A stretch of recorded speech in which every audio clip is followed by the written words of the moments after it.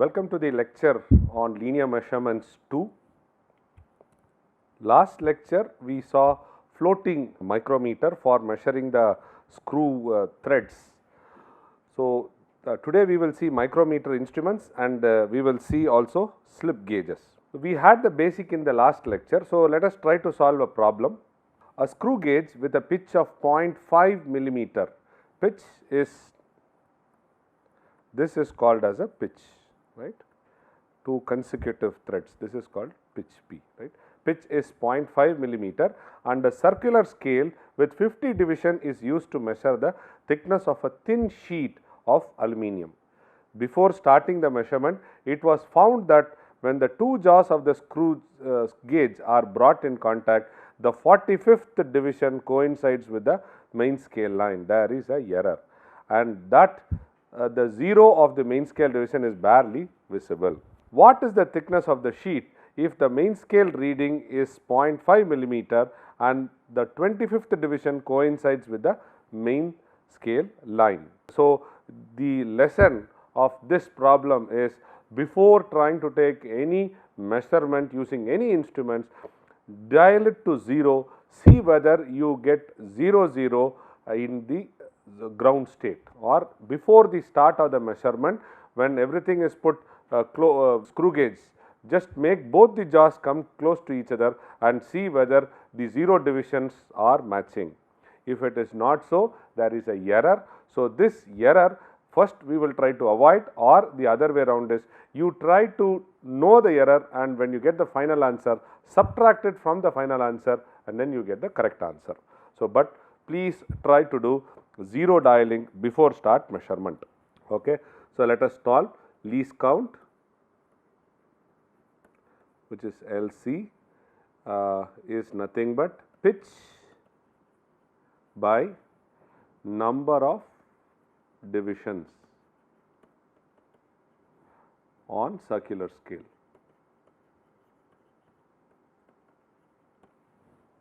Okay. So, this is nothing but 0.5 divided by 50. So, which is nothing but 0.01 millimeter.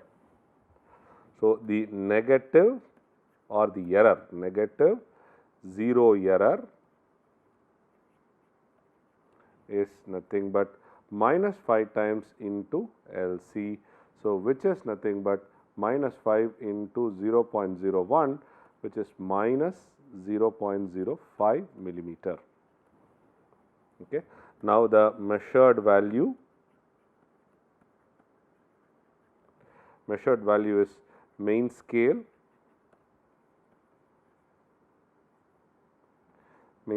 reading plus screw gauge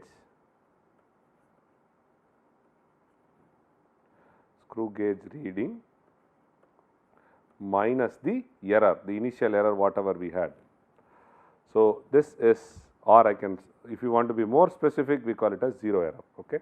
So, it is 0.5 millimeter plus 25 into 0.01 millimeter, and this is minus 0.05 millimeter.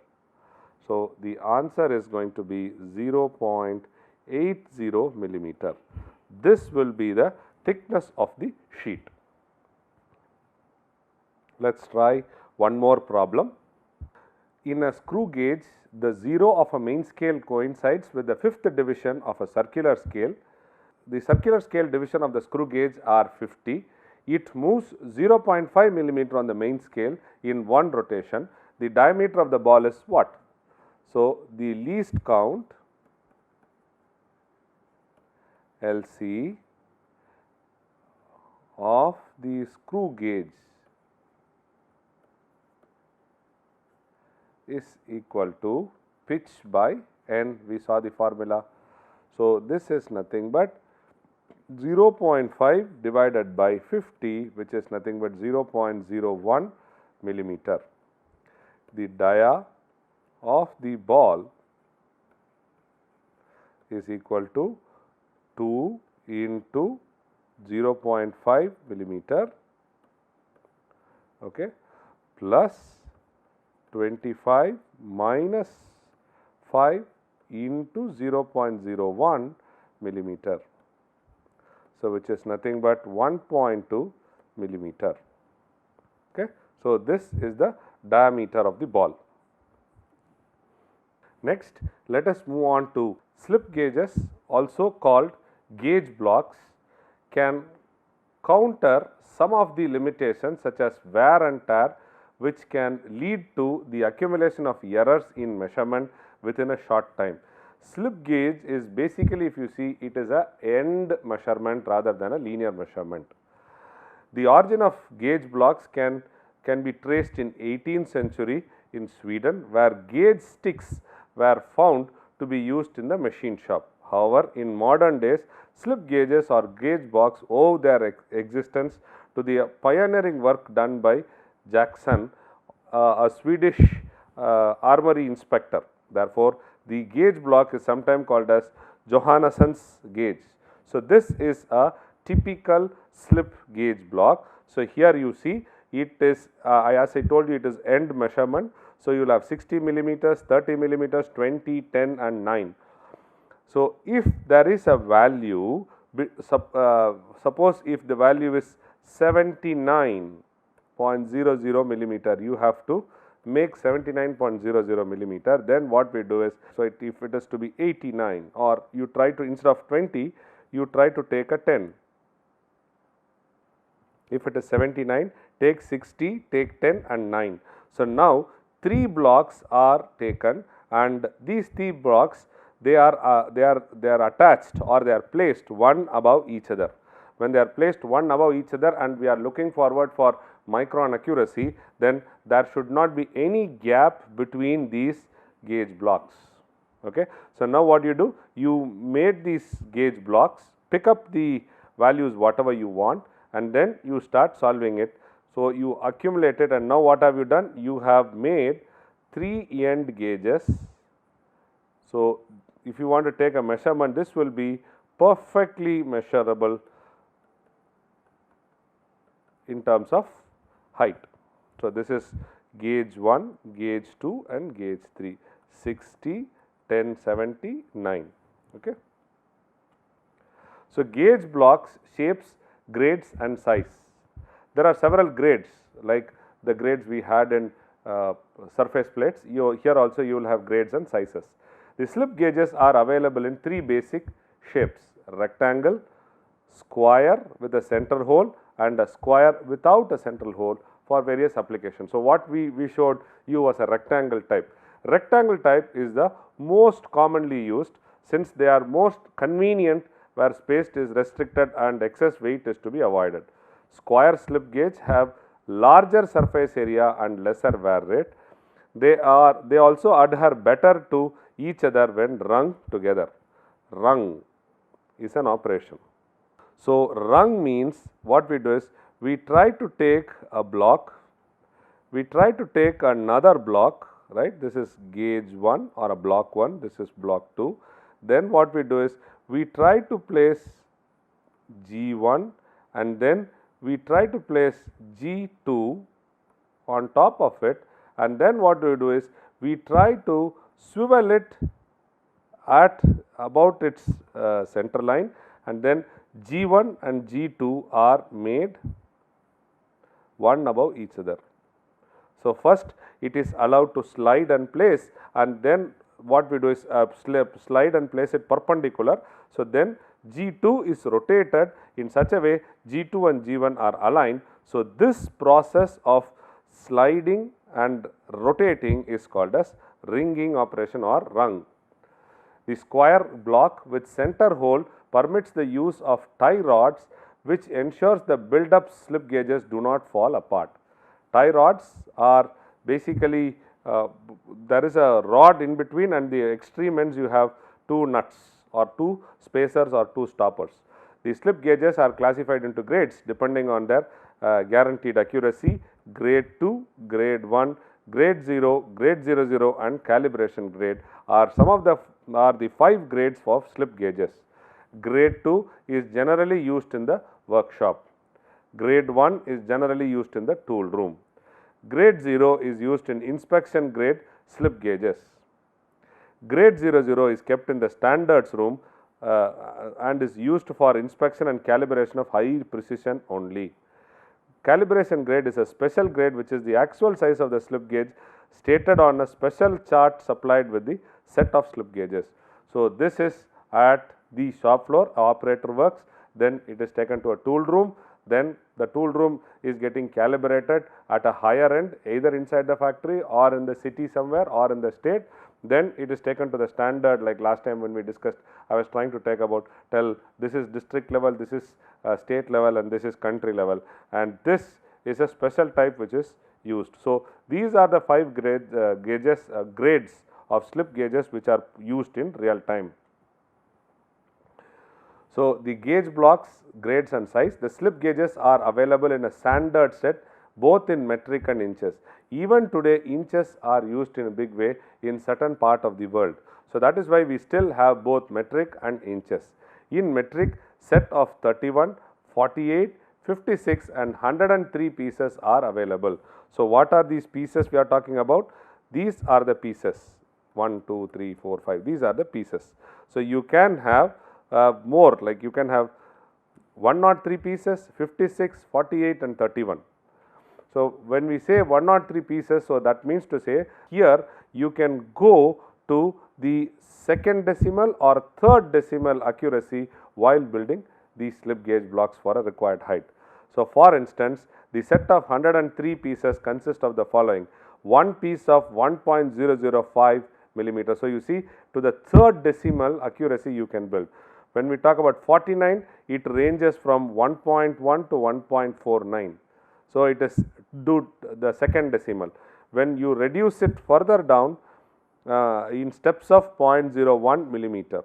When you go for 49 piece range from 0.5 to 24.5, the step size is 0.5, and 4 pieces range from 25 to 100 is 25 millimeter. So, you can see 103, if you sum it up all you will get 103, you will have one piece of accuracy 1.005, 49 piece you have at the range from this to this in step size of this 1.09. So, what you can do is, suppose you have 23.545, you can start building this from the block. For example, 1.005, so you say minus 1.005.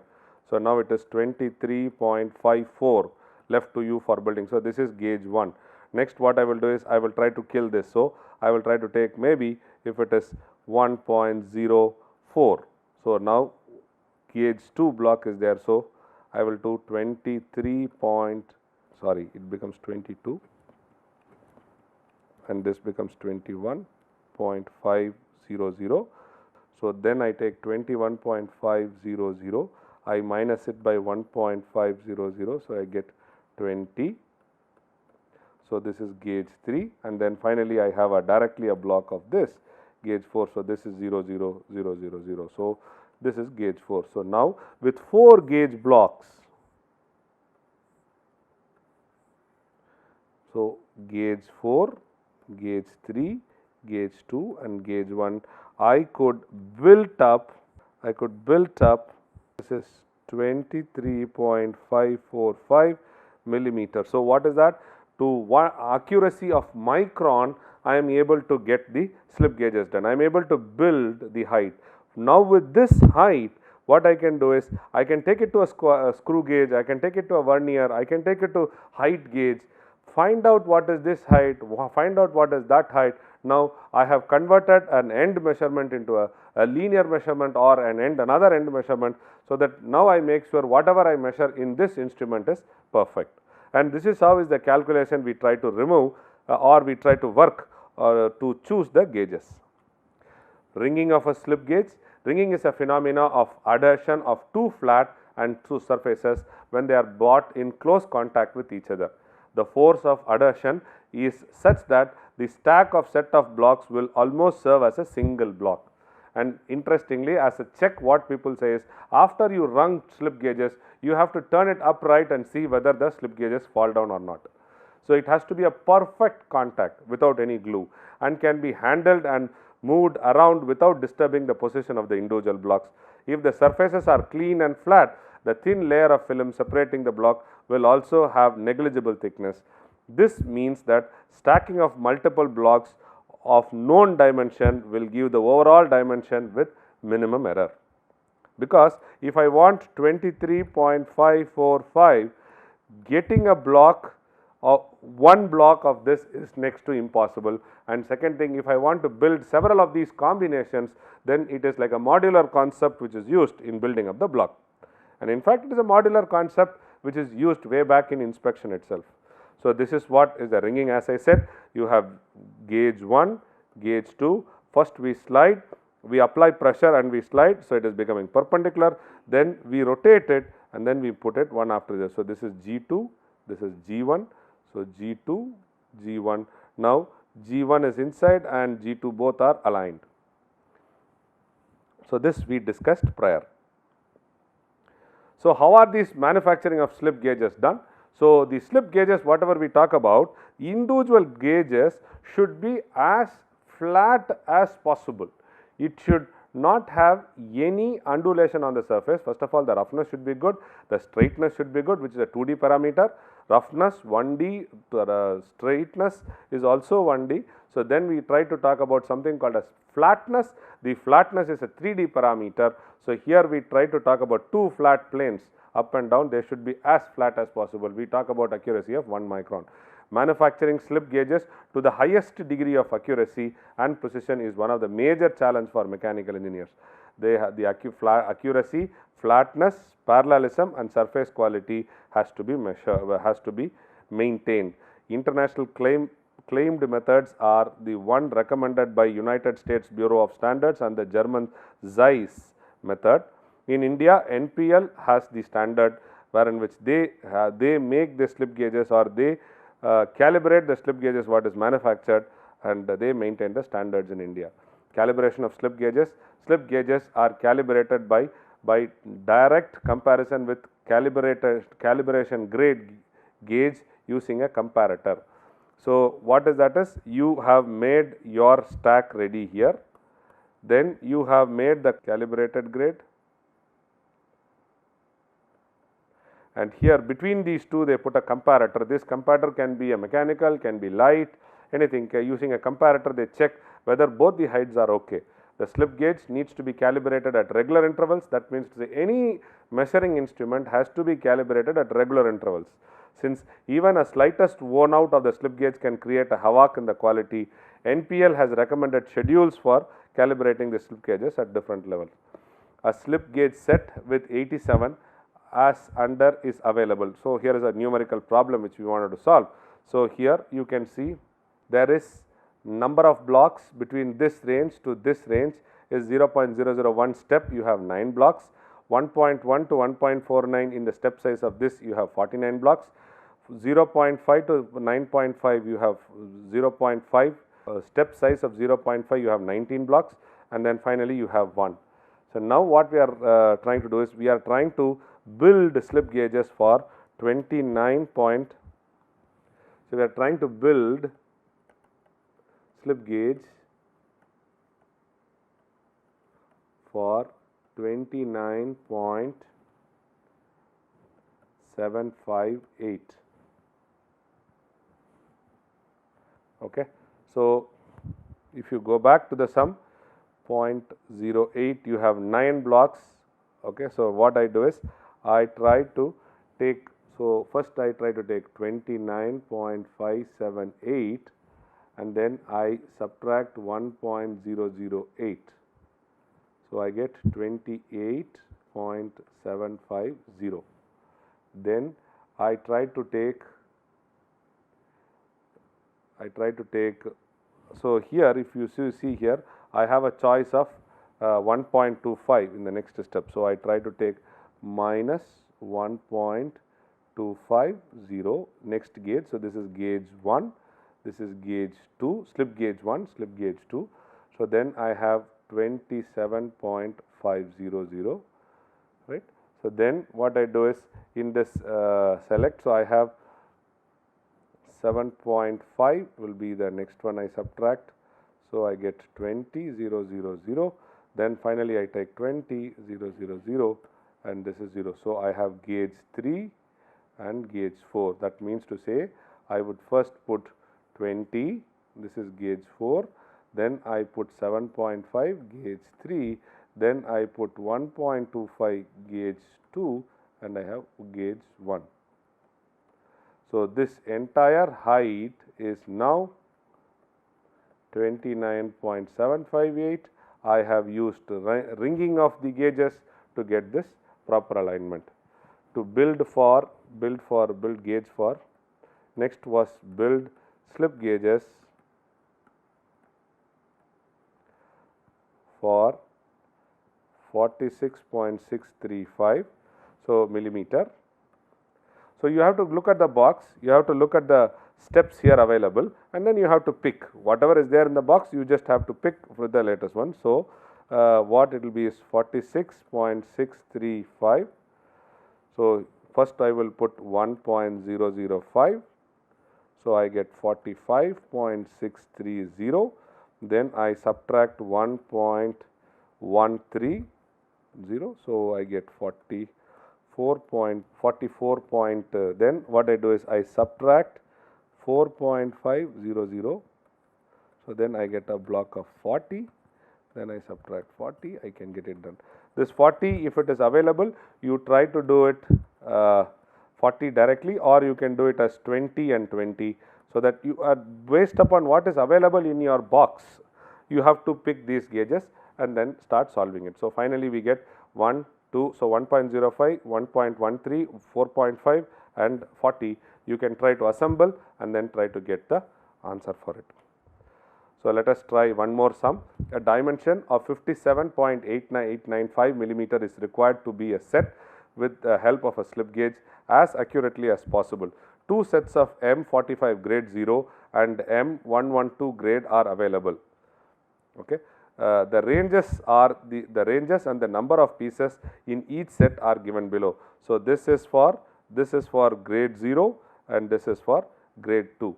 So, two sets are available. So, now you have to build 57.895.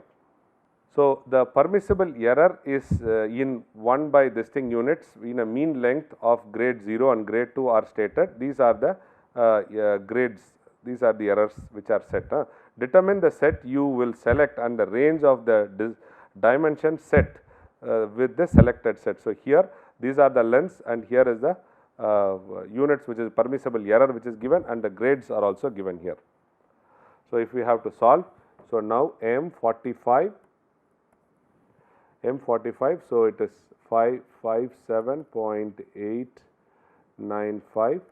So, this can be first we take 005. So, it is 56.890. So, then it is minus 1.09. So, it is 55.800. Then it is 1.800. So, then it is 54. Then it is 4. Then it is 50.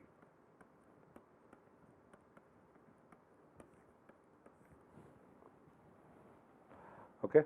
So, what is the maximum permissible tolerance?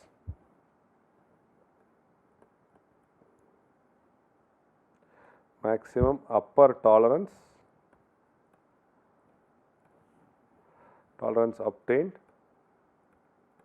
obtainable is, if you go by this,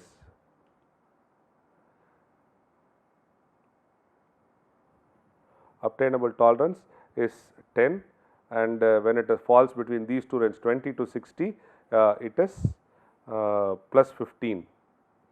Okay.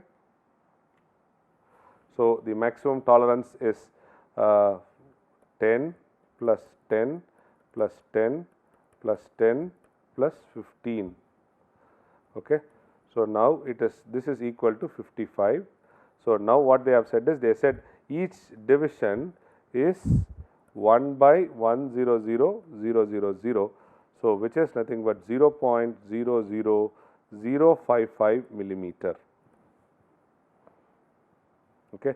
So, the maximum dimension is going to be 57.895 plus 0.00055, and the minimum dimension is going to be 57.895 minus 0.00055. Okay. So, the range, what is the range we are talking about? The range is max minus min. So, this is nothing but max minus min, this is the range. So, using, so this is for M45. So, in the same way for M, so we have the other thing M112. So, using the second set M112, so we have, so again so the problem will be the same which we have to solve. So, it will be 57, this will be same, this will be same for both the sums. So, same for M45 as well as M112. So, the maximum upper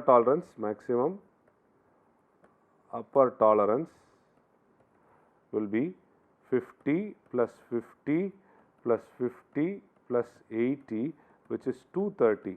How did this 50, 50 and all come? So, it is given here grade. So, 50, 50 is given for grade 2, okay. Grade 1, grade 2, grade 0 and grade 2. So, 50, 50, 80 has come from here, okay. This is for grade 2.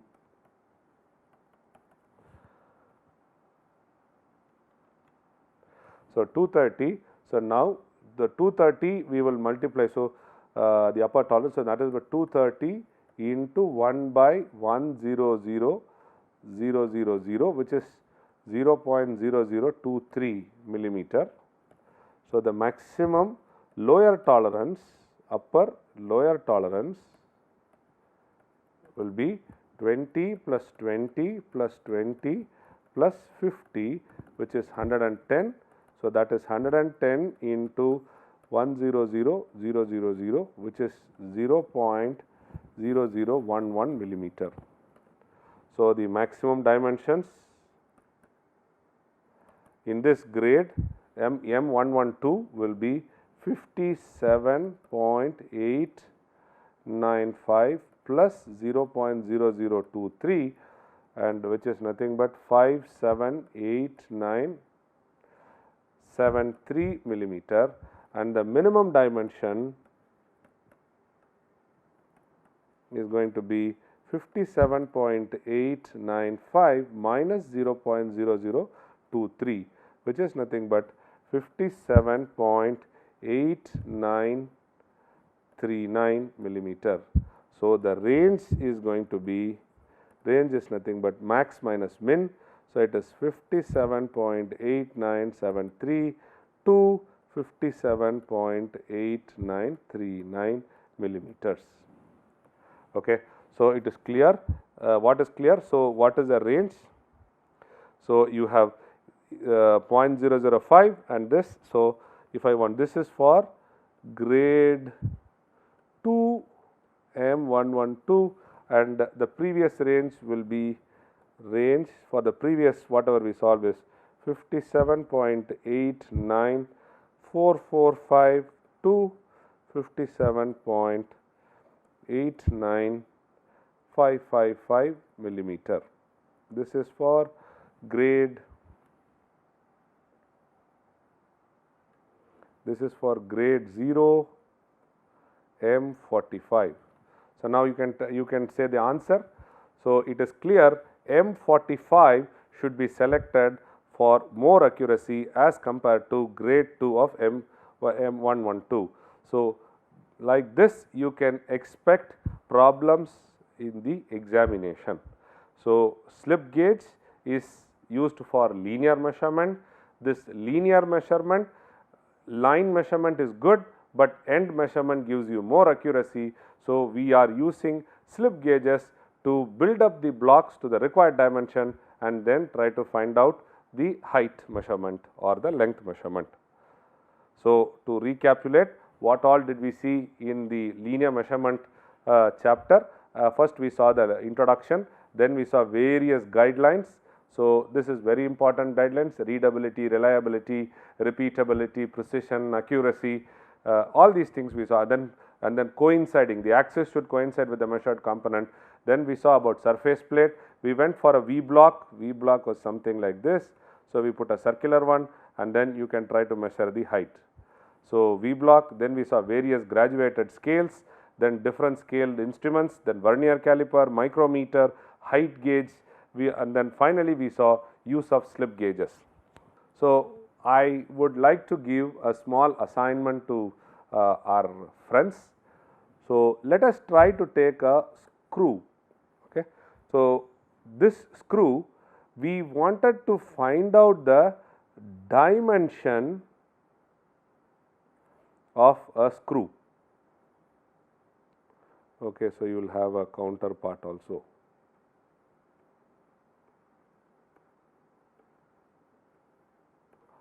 Can I use a screw gauge or a vernier to measure diameter of the screw? Okay, this is point number 1. Second thing is, if I have to measure the angle here, so here is an angle, right? How do I measure this angle? Measure angle between threads. How do I do it? What should be the method? The last one is, try to take a drill of any dimension, 6 millimeter, 8 millimeter, right? Any drill, try to measure the diameter using a vernier caliper, okay, and see whether you get the results correct. Okay. So, these 3 are assignments for you, and moment you measure, if you find out there is an inconsistency, think what is the reason for inconsistency. If you have perfectly got it, check with the book or the specification which is given for that particular screw or for the drill, what you have measured and what is given by them is matching. Thank you very much.